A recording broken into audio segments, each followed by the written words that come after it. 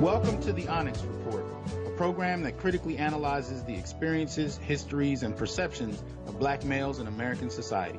I'm Dr. T. Hasan Johnson, Associate Professor of Africana Studies at Fresno State, black male advocate, and black male studies scholar. In the program, we examine current events while engaging concepts ranging from institutionalized anti-black misandry to gynocentrism from a black masculinist perspective. Our goal is to remind people of black men's humanity. Call in after a half hour to the show at 310-928-7733. All right. Welcome, people, back to the Onyx Report. We just took a little break earlier this month, had to attend some beginning of the year on-campus events, but we are back in action. Good to be back. Greetings for those who are coming in through Interlight Radio directly, those who are coming through my website, and it is a newly updated website, so keep an eye on it at thasanjohnson.com. And those who are coming through YouTube, please subscribe, hit the notification bell, and support the channel. We are back this week, September 18th, talking a little bit about some of the things that are in the news, some of the not so overt things that may be happening. And of course, we have a special guest that I will introduce in a moment. As you all know, I like to kind of start with just some blurbs from the news that relate to black men in one way, shape, or form, and may or may not come up in the course of the conversation or if anyone calls in. But I like to kind of give a frame, or at least give some sense of what's going on in the world when the show comes on, some of the things that hit. So some of you who are on my Facebook or Twitter accounts may see some of the things I posted, and you probably be familiar with some of the things I'm about to mention. The first thing I wanted to bring up is one of the latest articles from Newsweek.com that talks about black identity extremism and relates it, in fact, says it's more dangerous than Al-Qaeda. This relates to black men in particular because, to my knowledge, the only person arrested as a black identity extremist was a Texas man named Rakim Balagan. And so in that, it kind of gives us a sense of how black identity extremism is being defined. And so far, that definition seems to apply to justifying politicized black males' incarceration and or death. On another note, we have a case of hair discrimination to a young Texas boy. You can find this on www.wapt.com. Look up the article, School Official Says Boy's Hair Doesn't Follow Dress Code and He Must Cut It or Wear Dress. Now, I bring this up because I've been told directly that black men and boys don't experience hair discrimination of any sort. And so I've done a blog piece about this, ranging from everything from beards to hair, and the ways in which black males have experienced this going back generations, especially in the workplace. So that these cases are still coming up is important. Also, an article in NBC News on black unemployment that kind of shows us the black unemployment rate has fallen to 5.5%. Saying that this is negative development for black citizens, but it does not go into detail about black men in particular, whose unemployment rates range from 40 to 50% in over 35 major cities. So the experience of unemployment in regard to black men takes on a whole new dimension when we go through the research a little bit. So just to kind of put that on the table. And there's never enough time to cover all of these cases, but I try to shine some light on some of them. There's a case in Las Vegas of a black male who was stopped by police over a bike light and died in custody. Less than an hour after being stopped, he was taken to the ground, handcuffed, and told the officers that he couldn't breathe, much like Eric Gardner, and he still nonetheless passed. Another case to look at, drug convictions overturned for 10 black men framed by Chicago Police Sergeant Ronald Watts. This would lead to 63 exonerations just at the hands of one police officer. So you can imagine, if this is happening across the country, how many black men have been incarcerated or killed behind charges that were erroneous from the beginning. So a case to look at, that's on blackmainstreet.net. Also, we have a case of a young woman who apparently in Pleasant Grove, Alabama, Ashley Mack, 33 years old, is charged with second-degree arson, third-degree burglary for burning down her ex-boyfriend's house. He apparently broke up with her, and she decided to burn down his home. So that is the second case that I've read like that in the last two shows, and that may warrant some dialogue as far as that.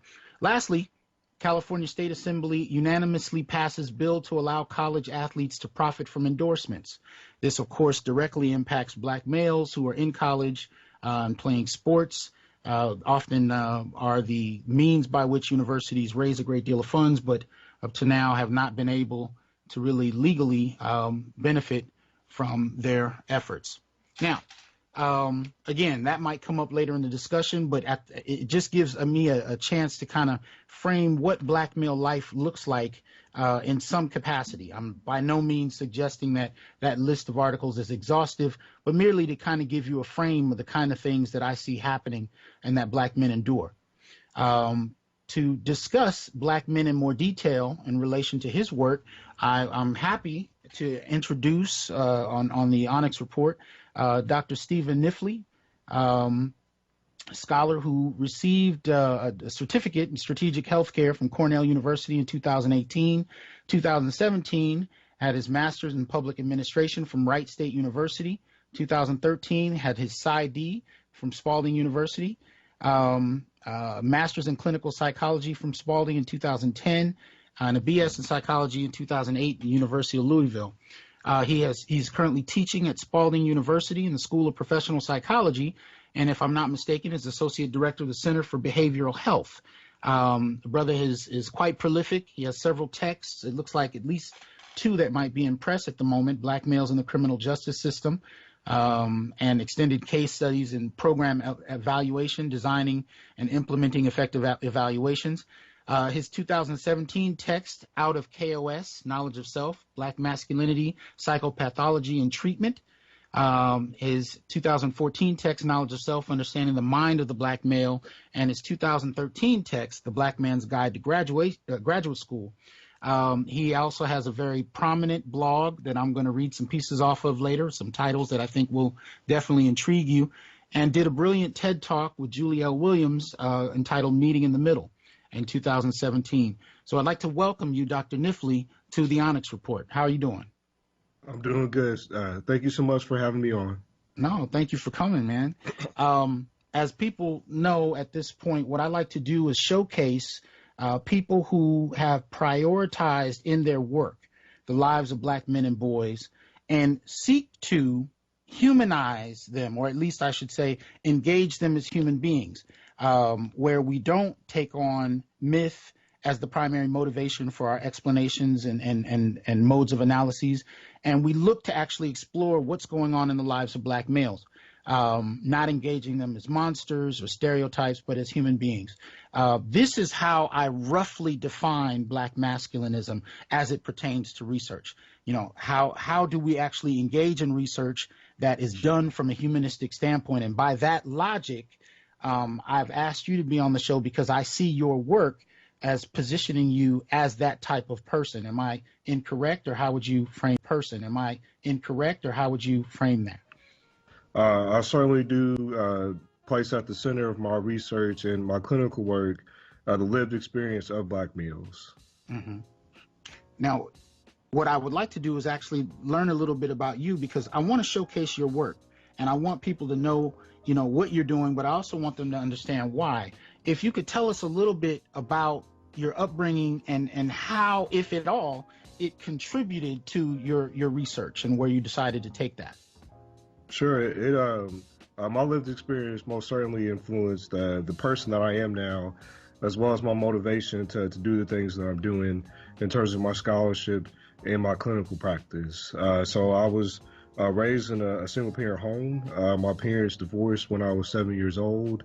From that time on until I left my mother's home, I was considered the man of the house, which meant that I was oftentimes responsible for, my brother and his upbringing and making sure that everything was okay with him. And so there was this kind of pseudo promotion that happened within my home, to where I wasn't necessarily a child, but also wasn't a man per se, but was still trying to balance both roles at the same time. Mm-hmm.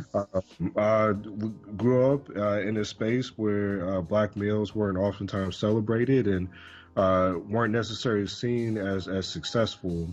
And so that really limited my perception of what I could be, especially as a youth. I just assumed, similar to many of my cousins and many other people that were around me, that the only space that I could exist in was in the sports or entertainment field.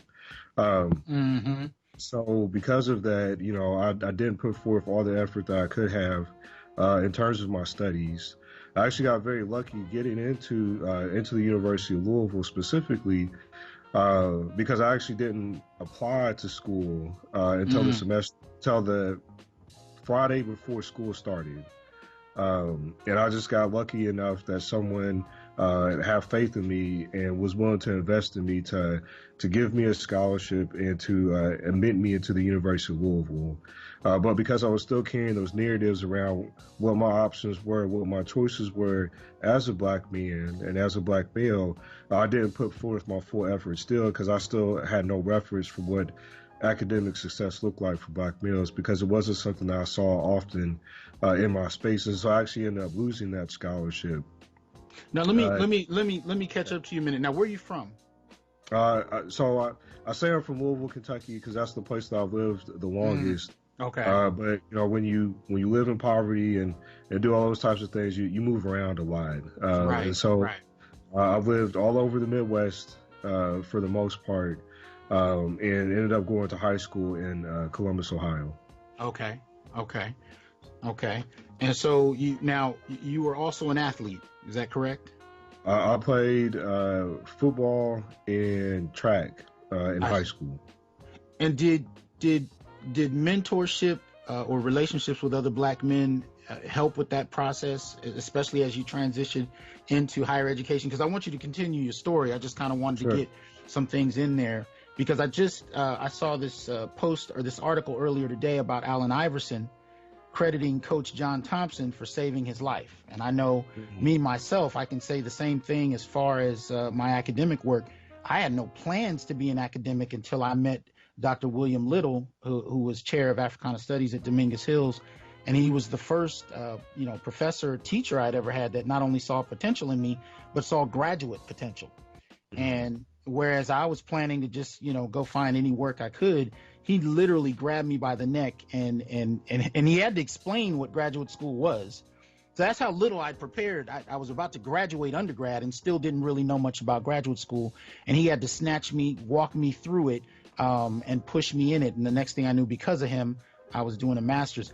Did any type of mentorship or support like that help you in that period of your life? So I met my first black male doctor of any kind my sophomore year of college. And he actually he was a psychologist. And I searched for that man and hunted him down and said that he was going to be my mentor. And he was the one that helped. I know I did. If I really want something, I'm going to go for it because that's just kind of how I am as a person. And he set me on the direction. He opened the path to let me know that psychology and being a psychologist was something that I could accomplish as a black man, because there just isn't a lot of psychologists in our field that are black males. About 0.5% of all psychologists are black males. And so the statistical probability of meeting someone like him in the same city was improbable. And so we were meant to be in that space, and he was meant to be there to mentor me and to show me what I could be. Okay. And this was, now you mentioned that you kind of fell short in terms of academic study. Where was this in the time frame? Sure. So this was my freshman year of college. You needed to maintain a certain GPA in order to keep your full ride to U of L, and I was well below that. And actually ended up having to reapply for that scholarship, and for my sophomore year was only given half of it, and so I had to come up with the other half. And then once I regained it, I was off to the races. I maintained a 3.5 GPA for the rest of my time there. But really, it was a combination of surrounding myself with these black male role models, because like I really immersed myself in finding these guys my sophomore year, running into Dr. Chapman, who's the psychologist that I'm referring to. That really kind of put me on this trajectory to say that I could do something different, that this is a path that I could see moving forward. Mm-hmm. Okay. So, graduate school, what made you decide to go? What really made you decide to do this type of research? And tell us more. Tell us actually what type of research you do. Sure. So my area of research falls into three main buckets at this point, because I believe in the power of three. And so it's black males and mental health, black males in the criminal justice system, and black males in the treatment of racial trauma. And so I'm always trying to find ways to produce research and to engage in clinical work in those areas. How I fell into this field of psychology, I worked at a foster home, a group home, as part of my senior and first year of graduate school. And what I noticed is that many of the kids there were black males. You know, this was a foster home. This was a group home where the kids ranged from, 10 to 12 years old at least the unit that I was working at. And black males learn how to be black males in relation to others. And what I found for a lot of these young men is that they had no one to relate to, and so they were really hungry just to see someone that looked like them, that presumably was doing something positive. And so oftentimes they would ask me if I could take them home, if I could be some sort of mentor for them, and all those things. But I was a young guy at that time. I was still trying to figure out life for myself, and I definitely couldn't fit 20 kids into my 500 square foot apartment. It just wasn't going to work. Right. And so. And what I realized also is that these kids have been traumatized. These kids were carrying around heavy experiences that they had no one to talk to because no one knew how to relate to them. Absolutely. And so I decided at that point that I needed to go back to school in order to develop the skills needed to help them, and that I needed to focus my efforts on the healing process, because one of the things I noticed about these young men is one of the reasons why they were hurting was also because they saw limited choices and options for what their black masculinity expression could look like. They just assumed that society had told them that they were dumb, deviant, and dangerous, and that that's all that they could be. And I was trying to find my best way to communicate that they could do something different, that they had options for flexibility and choice.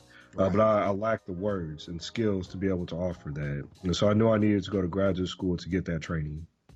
And that is so many black men's experiences that I've talked to that have gone into teaching, gone into counseling, gone into administrative work at schools where they're still helping and working with kids. It's the same kind of dynamic. I mean, I know even for me, I lived in Philadelphia for a while, and I worked at a nonprofit there, and my job was basically teaching a GED class for 14 to 17-year-old black males who were court ordered to be there. And these were some of the roughest dudes you can meet at that age range. And yet once you got to know them, or once I got to know them, they were asking me the same kind of things. Could they go home with me? Because they had no other support mechanisms. And the stories that they would tell were just heart-wrenching. I mean, I had one young man he was 14, and he was taking care of his mother, who was bedridden with AIDS, and he was the only one doing it and couldn't find any support. Other young men in that program, at least a few of them, had been sexually violated by men and women and had no one to talk to. I actually taught in Compton Unified School District for a few years as well before I started my doctorate, and it was the same kind of dynamic. And so, what you're saying about the presence of black men, especially when it comes to working with boys, it's so imperative that they actually be able to see themselves in you and have somebody willing to sit down with them, because that's not a common thing. It's not, and it wasn't in my education either. So that's incredibly poignant. How did that shape what you decided to end up doing? Well, I realized that I needed to go where the need was.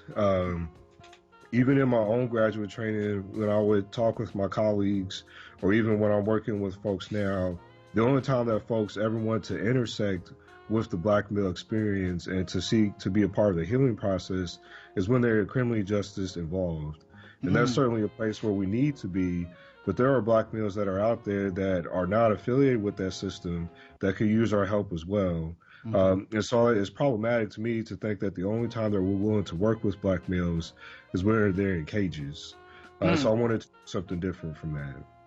Well, tell me, did you have any challenges when you decided, okay, I'm going to do this work with and for and on black males? What kind of challenges, if any, did you face? Well, it's a lonely field. There's not a lot of black male psychologists out there, and so that means that there's not a lot of black people or just people in general that are focusing on understanding the black lived experience, the black male lived experience, and how we can use that as a method to enhance their mental health, enhance their well-being, and all of those things. And so what ends up happening is that resources oftentimes aren't there, or there's this feeling of being overwhelmed Mm. because there's no one else doing the work, and so they have to come to you. But if you're the only person, then that poses a challenge because you can't treat, you can't research, you can't do it all, Right. even if the expectation is that you can.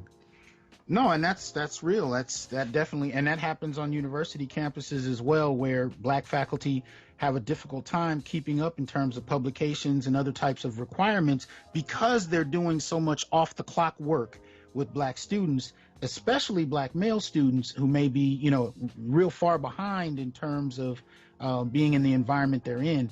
So that definitely has an impact. What Now, you also do therapy or conduct therapy, is that true? Or how does that work? Yeah, yes, that's correct. Okay. What are you finding that the black males that you work with, what kinds of issues do you tend to see at the forefront more often? Sure. So I'm a child psychologist by training, and so the young men and males that I've worked with, it oftentimes is it's an onion process, if you will.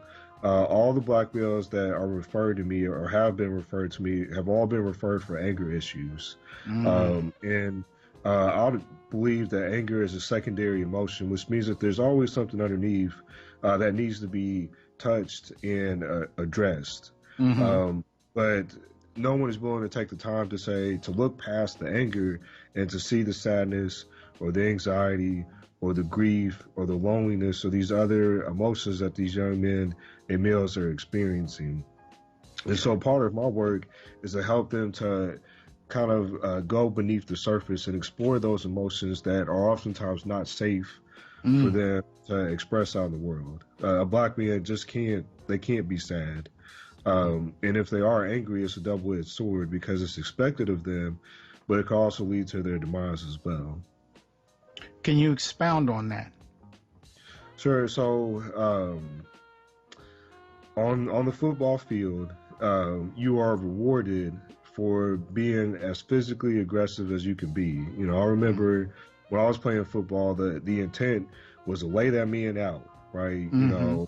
You would get kudos if you knocked the wind out of somebody. That was what you intended to do. Mm-hmm. But society has said that we expect that same type of behavior all the time for you because we see you as this dangerous, scary black man. But we're only going to reward you in this space in terms of the football field or some sports arena in order for that to happen.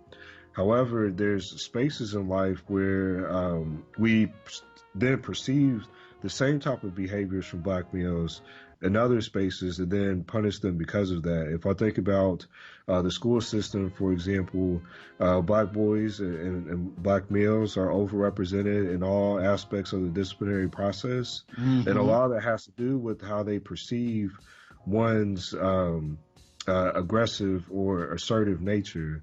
Mm-hmm. So in one space, a black male is rewarded for being aggressive. In another space, even if he isn't being aggressive, it's seen as such, and then he's punished because of that, which Absolutely. leads to the confusing existence for a lot of our black males. Mm-hmm. And no, definitely.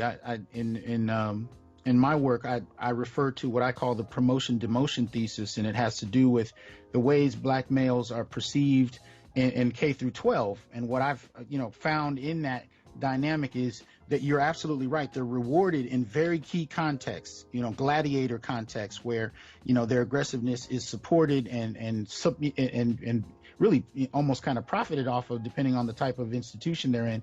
But when it comes to the classroom, there's an entirely different dynamic, and they are overwhelmingly pushed into special education over behavioral issues, not even academic performance. Mm-hmm. And and it tends to be the black males that can code switch, that manage to continue on. But if not, we tend to find black males, especially if they're not in athletics, demoted or pushed out of the school system altogether. And so I that process in and of itself impacts really their permanent life chances, their permanent life opportunities, just in that K through 12 dynamic. I tell people this quite readily. My son, in his second week of kindergarten, they tried to put him into special education simply on the basis of his behavior. And then, when I didn't allow for it, within the next 2 years, he was one of the top two students in each class he was in, first and second grade and beyond. But without someone to advocate for him, at the hands of teachers who see him as nothing more than a stereotype, we see where that kind of goes. Now, you deal with psychopathology in your work. Is that what it is? Yes. So, just mental health issues. Yeah. Can you tell us a little bit about the mental health issues that you write about most frequently? Psychopathology being one, and some of the others. What are you finding? So, specifically in my work with black males, the three main issues that are coming up for our young men and males relate to depression, anxiety, and the experience of racial trauma. Those are kind of the three mental health areas that I focus on, because that's what I believe is underneath all of this aggressive, anger-related things that folks are perceiving from our young men and males, is that they are really just sad and anxious about the world that they live in. They are depressed because society has told them that there's only certain ways that they could be in the world. Mm-hmm. But then I'll sometimes see these examples and wonder if there's more that they're supposed to be doing and more that they're supposed to be capable of. And then there's anxiety that black males face because they are forced, they are told that they must endorse all these aggressive ways of being in the world, but also knowing that comes at a cost. And so there's anxiety around the conflict that those young folks experience, knowing that they feel like they have to do these things, but knowing that there's a high cost associated with it. Wow. Well, in the field of psychology, we know there's a long history in regard to how black people in general and black males in particular have been perceived. How has that history, whether we're talking about experimentation on black males, whether we're talking about purposeful misdiagnosis, that history in and of itself, how has that affected you working in that field, in trying to help people? Sure. So if we could take it all the way back to 1853, when Samuel Cartwright came out with his diagnosis of drapetomania, which essentially referred to this intense desire to be free because they couldn't explain why all these slaves just wanted to run away from the plantation. They just thought that these folks should be happy and all of that. And so from the 1850s on, there's been this constant pathologizing of the black experience, specifically the black male experience in this context, from drapetomania to protest psychosis, all these things where black folks have been attempting to fight for their rights, to have their humanity seen, has been pathologized in a lot of ways. And so my goal in my work is to help black folks to see their humanity and to know that won't be pathologized in the space. I had an opportunity to go to South Africa, and one of the greetings that folks from the Zulu people offer each other is something called sawubona. And what sawubona means is that I see you. And Mm-hmm. so whenever folks greet each other over there, they're acknowledging each other's humanity and their right to exist in the space. And so whenever I'm working with black males in therapy, I'm also trying to find ways for them to recognize their humanity and for them to know that I see their humanity in the space and will offer that solid bone concept to them. Mm-hmm. And when you employed that, did you notice a difference in the response? Yeah, so folks that are oftentimes described as resistant or conduct disordered or having behavioral challenges or things like that respond different when you say, I see you as a human being. Mm. That leads to a different perception that they have of themselves, and they also the perception that they have of folks that look like them as well. And you're talking about something in terms of not being perceived as a human being that can seem all encompassing, whether you're talking about media, whether you're even talking about the environment within families where black males are either not perceived or treated or made to feel like they're not even a part of the human experience. That becomes so pervasive and it's reinforced in so many areas that I'm curious more about what the long-term impact of that is. And one of the things I notice with the students I work with is, with black males, there's an idea that they're not going to be helped and they stop seeking it out. And I know I'm guilty of this myself, and sometimes in very casual everyday situations. Like, for example, I got a speeding ticket not long ago, and a colleague of mine, she was saying that, oh yeah, well, when I get pulled over, I at least talk to them and see if I can talk my way out of it. And she, told me she talked her way out of a few tickets. It never crossed my mind to ask to not be ticketed, to ask to be perceived differently or given a break. It never crossed my mind to do so. And when I've tried it, it's never worked. So I'm curious about, with this kind of pervasive inhumanity that can affect micro, situations or macro situations, how do you apply Sawubona to that? And are you trying to find ways to spread that treatment so that it's reinforced in other areas that people engage in?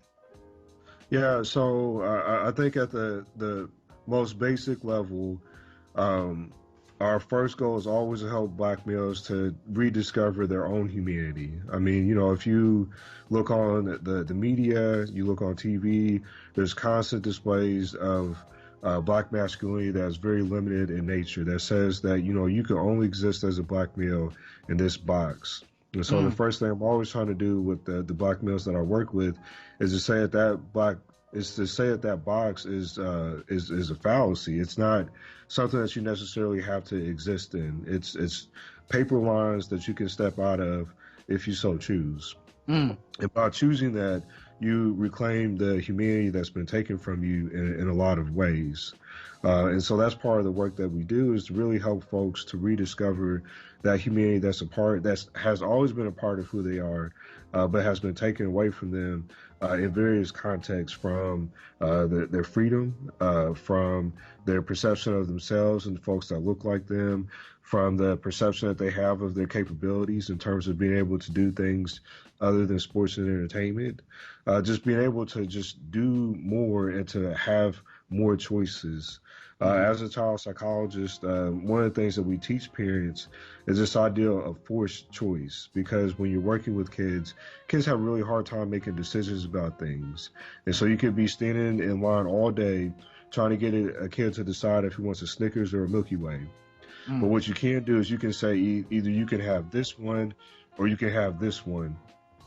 And so black males have also experienced that too at the higher social level, where folks have said either you could be this type of black male or you could be this type of black male. And that's problematic, because that's limiting their humanity already. Absolutely. And it again, if it's reinforced in different areas over long periods of time, it definitely must have a cumulative effect. Is that so? Yes, that's so. Some stats that really stand out to me are around the rates of suicide for black males and the rates of depression for black males. So suicide is now a third leading cause of death for black males between the ages of 15 and 24. Mm. There was a study that was done that examined the last 1,500 deaths by suicide for kids ages 6 to 12. And what they found is that 36% of those were black males. Mm. The rate of depression for black males has quadrupled in the last 20 years. And so we're experiencing a lot of black males in this day and age that are depressed, sad, hopeless, and feel like there's no other way to continue living their lives and then thus end them. And so, like, I think that's the cumulative effect of constantly having your humanity questioned and your experience as a black man denied. Absolutely. Absolutely. I wanted to talk to mention a few of the things that you are working on and kind of get your insight on that. Now, first, one of the things I was really, happy to see, you did your dissertation work on black males. I mean, the title of your dissertation was Ethnic Racial Identity Development and Its Effect on Psychological Well-Being in African American Males. And from there, I mentioned a number of the texts that you've written. I'm particularly intrigued by the guide to graduate school. I wish you'd have wrote that in 2000. I could have benefited from that one. So I don't know why you took so long, but I appreciate that you did it. But also, you have a blog on your website. Your website is drstephenkniffleyjr.com. And on the blog, there are a couple that you have some blog entries that I think are intriguing. I'm only going to read a few, but I wanted people to get a feel for the kind of work you're doing. So one is how to encourage black males to go to therapy. Top 10 affirmations black males need to hear daily. Raising black sons. The top 4 challenges facing black males in the criminal justice system. The top 4 challenges facing black males, period. 3 things to know about black males and suicide. Top 3 reasons black people should go to therapy. And then the top 5 reasons black people don't go to therapy. What led you to start the blog, and what is kind of guiding why you do it? So I believe that one of the ways that we can reclaim black male humanity is by offering a different narrative and then equipping those folks that love black males with the tools that they need to be able to have these challenging conversations with those black males that are in their lives. And so I felt like I needed to create a space where we can have that dialogue, where we could talk about those challenging things related to why don't black males go to therapy?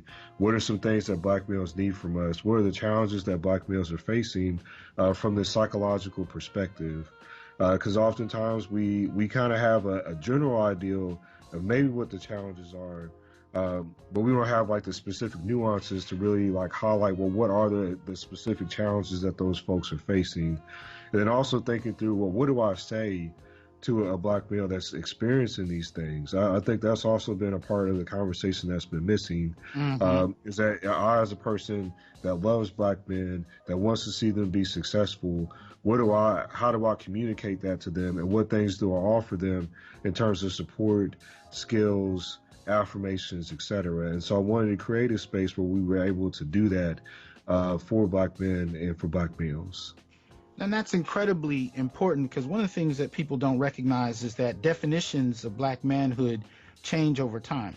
And the expectations, the social expectations, also change.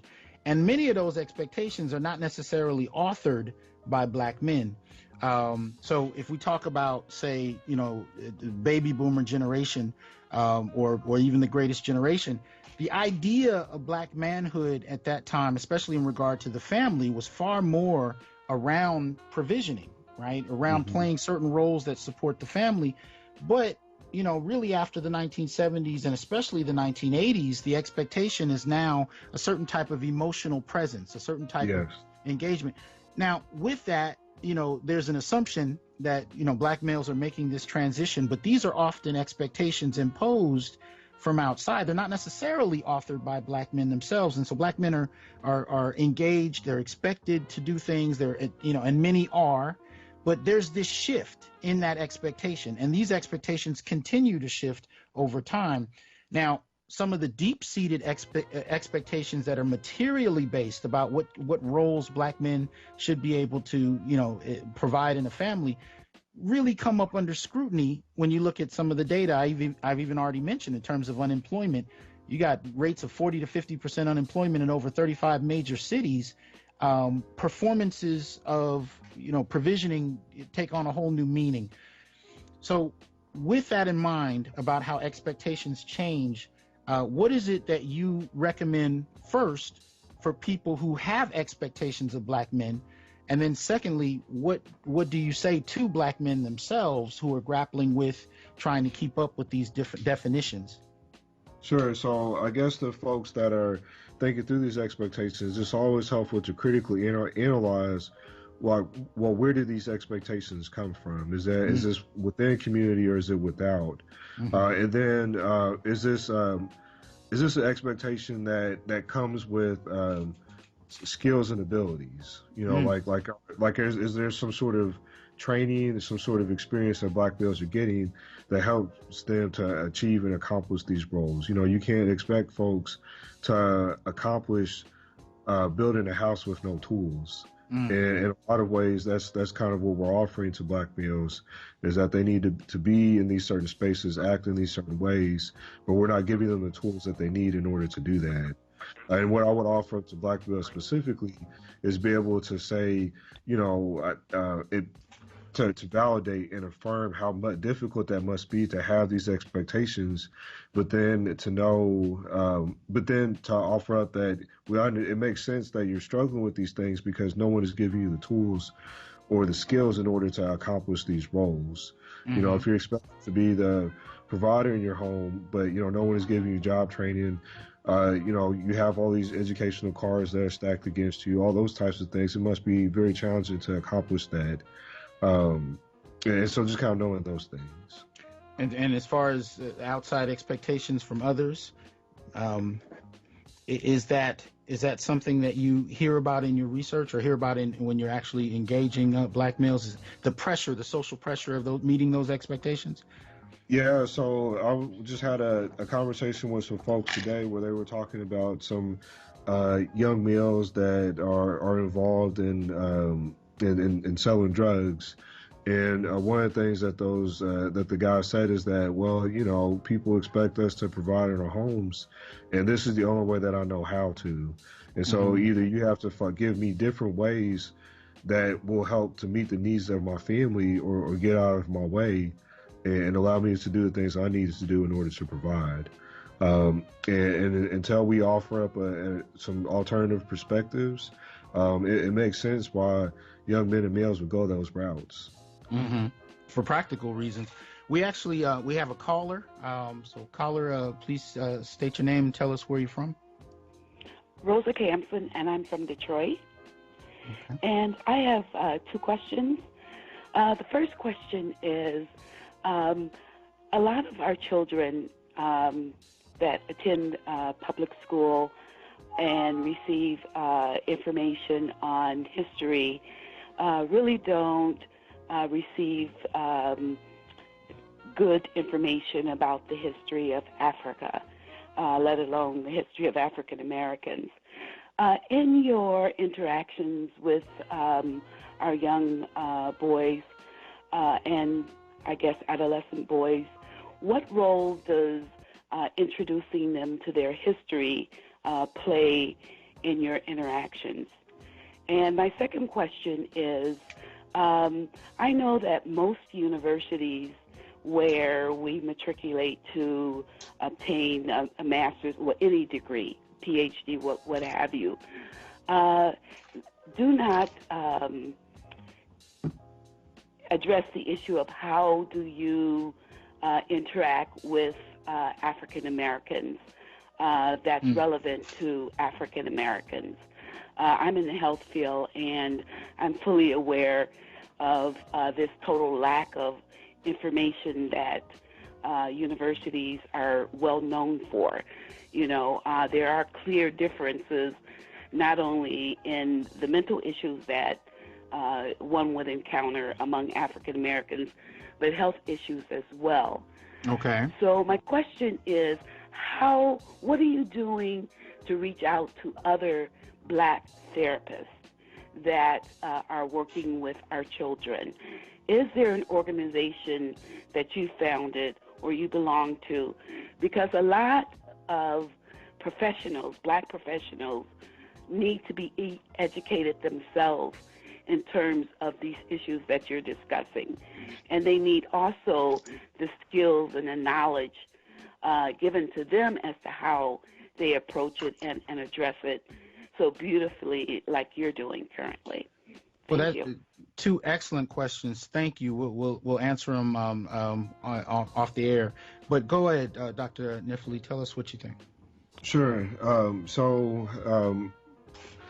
In regards to the first question, I think it's always helpful to remember, and this is something that folks should always call me out on and call us all out on, is when we start referring to Black history from slavery on. Like that's our first mistake, is that we forget that, there was a whole history that happened for us prior to us being slaves here in America.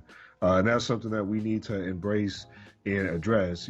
Folks that are Pan-African in nature, that's part of their philosophy. Folks that take the African-centered, Afrocentric perspective, that's part of their philosophy as well. And so I think the first thing that we could do is just say that there was an entire continent of things that were going on that influenced world politics, world mathematics, world science for generations that we don't talk about. Because if we just start with slavery here in America as the genesis of our experience as Black people, we're already starting out in a slave mindset. That's never a really helpful place for us to be, because it's much harder to get out of that instead of realizing that we were people that were doing great things that then just happened to become slaves, and that there was an intentional process since then to keep us in that posture since our time here in America. In regards to the second question, there's an organization called the Association of Black Psychologists, ABPSI, that is rooted in all things African-centered when it comes to psychology, and it certainly will be a great space for folks to continue to have and have been having these types of conversations for at least the last 50 or 60 years or so at this point, when it comes to the intersection between Black folks in psychology. So ABPSI is definitely an organization I would encourage you to check out. Okay, so you're active in ABPSI? Yeah, well, yes. Mm-hmm. So I'm a member there, but I've spent more of my time on the other side, because I believe that you got to get in and make a difference where there's less of you, where you mm-hmm. can have influence. Okay. So I actually spend more of my time the American Psychological Association, but I definitely recommend ABPSI as an alternative to that. Mm-hmm.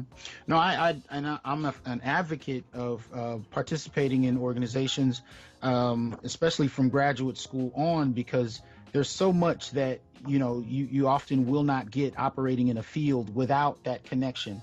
Going through, particularly a Black organization in the field of study you're engaged in, there's usually an entire history there that you often don't get taught about in the classroom. So this is exactly right. I'm really glad the sister asked that question. It's a powerful one.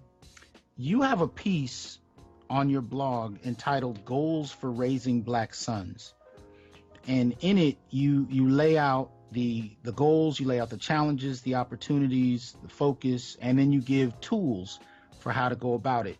Can you talk to us a little bit about that? Not only the piece itself, but the overarching philosophy around raising sons and where your work came in regard to that.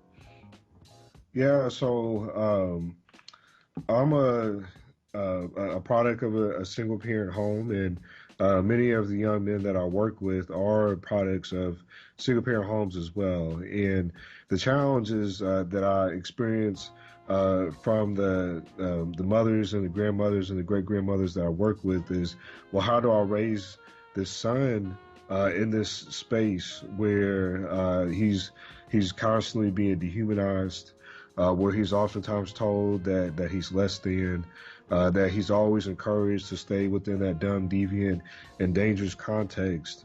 What tools do I give him? What affirmation do I give him to let him know that he can be more than what society is telling him that he can be? And then how do I combat that, knowing that Black men learn how to be Black men from other Black men more so than from Black women?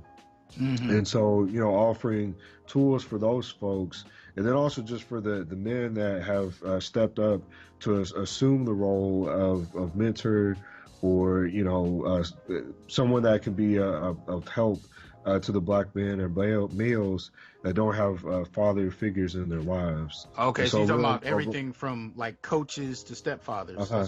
Okay. Yes. And so, but not all of us have kids, and not all of us are equipped with the tools. Even though I would argue that being a black man and talking with other black males is a meaningful enough experience in and of itself. But I wrote that piece to give folks the language that they could use to better understand the challenges that their sons are facing as they walk out the door, when they turn on the TV, when they listen to music, when they're reading their schoolwork, when they're doing all of those things. What are some of the challenges that they're facing?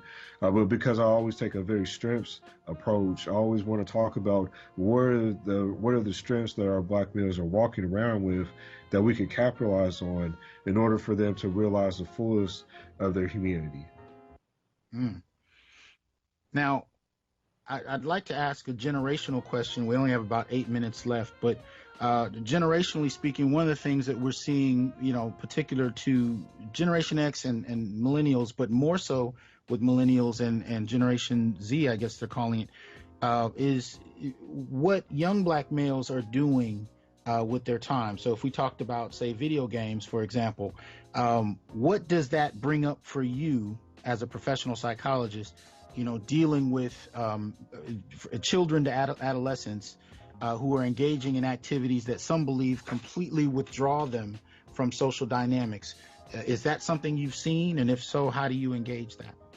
Yeah, so if we've told black males and they've received enough reinforcement to suggest that being aggressive, that exhibiting their emotions is unsafe for them, then they're going to withdraw, right? They're going to withdraw in spaces where they can create worlds, where they can be human, where they can express themselves however they want to, where they can be their fullest selves based on the context. And so that's what we're seeing a lot of, is that folks are withdrawn into these spaces to where they can construct a reality that they see as perhaps better than the world, one that exists out here in society.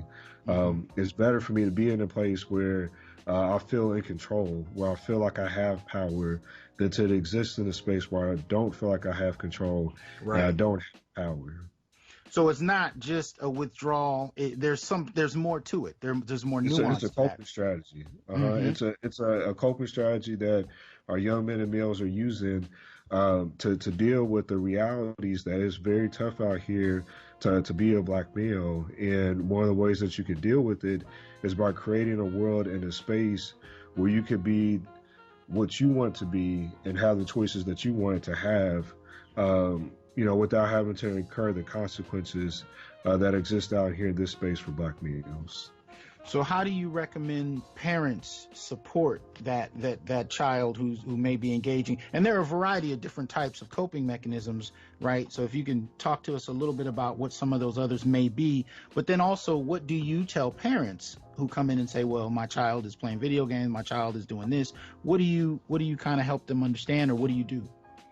Sure. So I break down this concept of racial socialization. So one of the tasks that we have as black people raising black children is to develop and affirm a coherent sense of black identity. And there's two ways that we went about that at this point. The one is called the legacy approach. And essentially what this does is we just tell our sons and daughters that the world is tough for them, that they're going to have to work twice as hard to get half as much, that they should just expect to be beat down because of the color of their skin. But the challenge with that approach is that we don't tell our youth how to cope with those things. And so if I'm constantly told that things are going to be tough out here, I don't want to go outside if it's going to be tough like that. I want to be inside where I know I can control the space and the situation.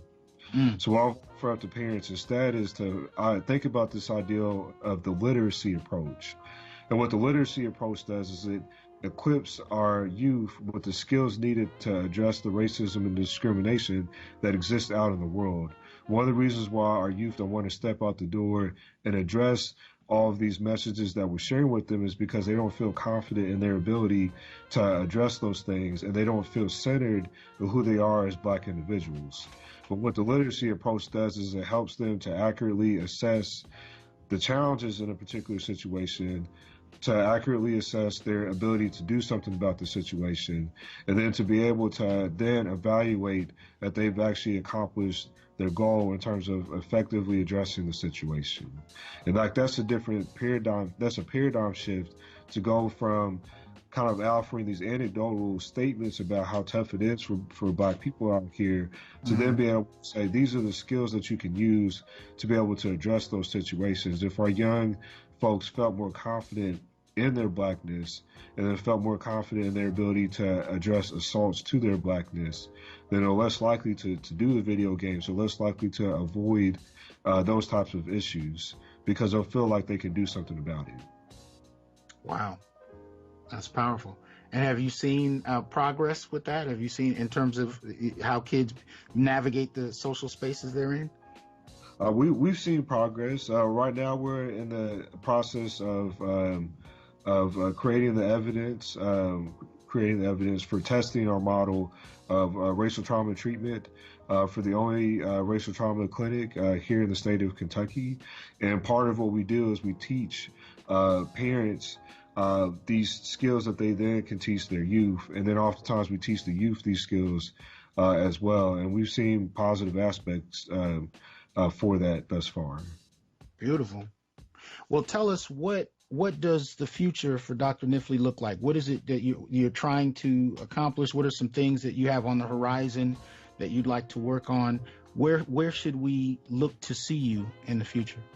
Sure. So you should look for me to be all over the country, educating clinicians about how we treat racial trauma in Black individuals, and really teaching folks the model that I've developed that we're implementing.